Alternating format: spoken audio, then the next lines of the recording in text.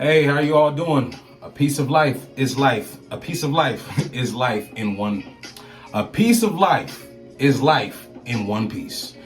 That was a terrible introduction, but hey, better than nothing.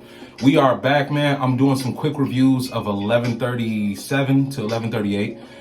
I meant to review the other chapters, you guys, but like I said, I had other stuff going on, and I know in my last video I said I was going to be back posting more content. I am.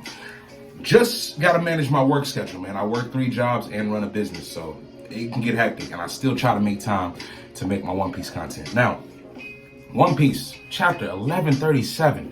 Let's just get right into it. We are inside the castle now, the main Elbaf castle where Loki killed King Harold and whatnot. And it's kind of hot in my house, you guys. My AC is broken, so anyway, like I was saying, we're inside the main castle. The main Elbaf castle. Road is telling Zoro, Luffy, and Nami that nobody has come inside the castle since the events of King Harold's death. And when you look throughout this castle, you see so many remains and so much damage from war-torn, aftermath. And you gotta think, there was a lot going down during King Harold's last stand, man. And something tells me that either Loki killed him by mistake, it was an accident, and they framed it as Loki killing him, or Loki was just framed, or Loki did kill him, maybe for the greater good of something. Or what if King Harold asked Loki to take his life for something? I don't know.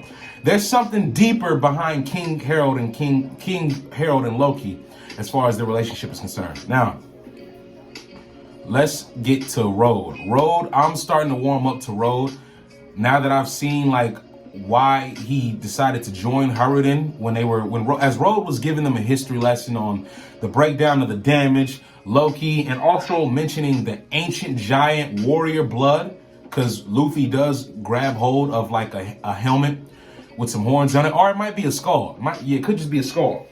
My guess, that skull that Luffy grabbed, I got a feeling something tells me that might be a relative of Oars.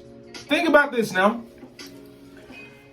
We're in Elbaf, the giants. Now, when I think of a giant, I automatically think of Oars, Dory, Bragi, the main people, Saul. And the reason I brought up Oars is because I believe that there was a deeper relationship that we may not know about between Oars himself and King Harold. There's no reason that Oda didn't introduce Oars at the, and bring him to Marine 4 for him to die like that, for us not to get Oars coming back into the story during Elbaf. And it's going to be the perfect outlet to bring Oars back. Because Elbaf, oh my goodness. The flashbacks of Elbaf are going to take the cake. Elbaf and the World Government arc. These are going to be the greatest arcs of the story. I'm calling it now. Elbaf and the World Government and the Revs, this is just, it's all so much. And Oda is spinning the block with back-to-back chapters. 1138, 1139 coming out the gate next week. What? Come on, man. Hats off to Oda. Hats off to Oda. You have done so much for people around the world with this story alone. You have no idea. So Oda, if you see this video, if you happen to see this video, thank you so much for what you do.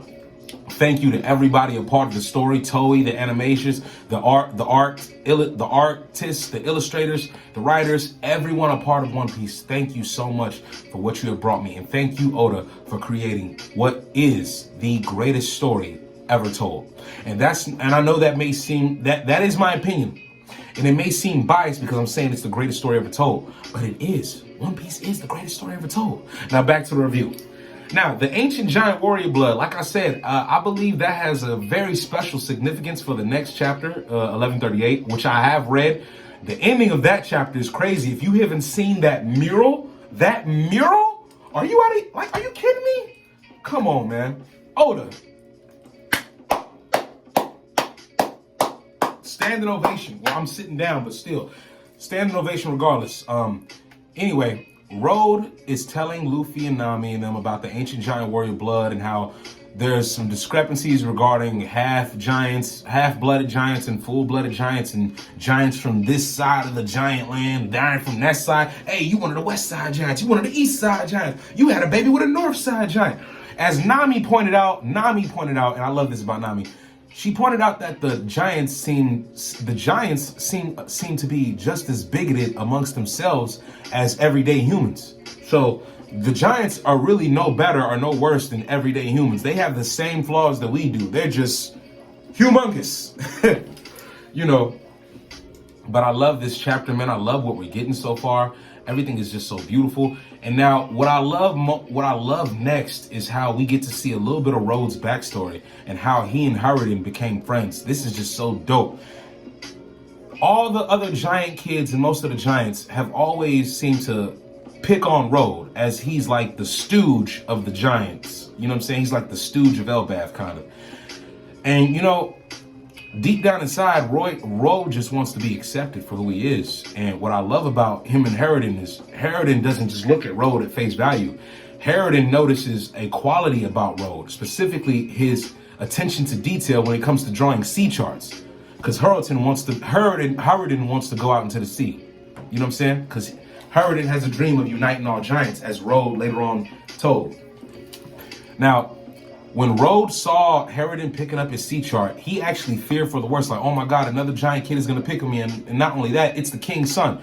Bro, Harridan being the king's son, but also being ostracized for his mother, it makes him such a greater character to me because he didn't live and coast off of his royalness.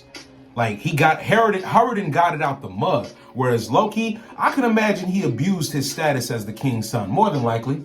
Let's be real. We've seen that in stories before, and we've seen that in real life.